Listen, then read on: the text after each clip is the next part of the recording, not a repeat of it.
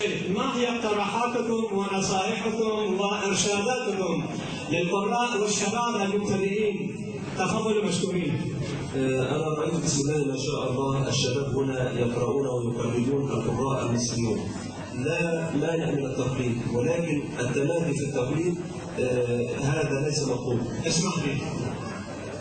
ایشون میگوید که در این مدت زمانی که در ایران اقامت داشته‌ام، در این روز ماه رمضان با قاریان قرآن بسیاری مواجه شده‌ام که بیشتر اونها از قاریان مصری تقلید می‌کنند. نظر ایشون درباره تقلید از قاریان مصری منفیه. میگه تقلید باعث خستگی قاری می‌شود. اگر خود قاری قرآن بتواند سبک و روش خاصی برای خودش انتخاب کنه، زیباتر خواهد بود. فأنا على سبيل المثال ولله المثل الأعلى تربيت على صوت الشيخ مصطفى الألوش في بادئ الأمر. در آغاز کار من و در آغاز یادگیری قرآنم من بسیار علاقمند بودم به شنیدن و تقلید از استاد راغب مصطفى الألوش.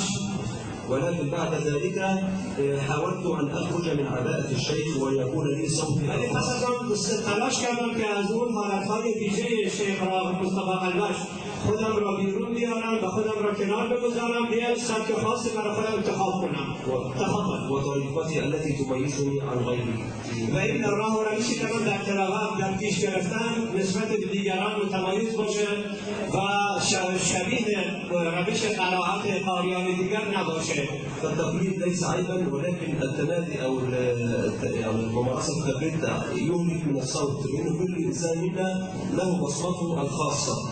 ایشون اضافه میکنن تقلید از قاری دیگر کار عیبی نیست، منتها مراتب پسندیده هم نیست که آدم از کسی تقلید کنه و نتواند برای خودش سبک و روش خاصی در پیش بگیره.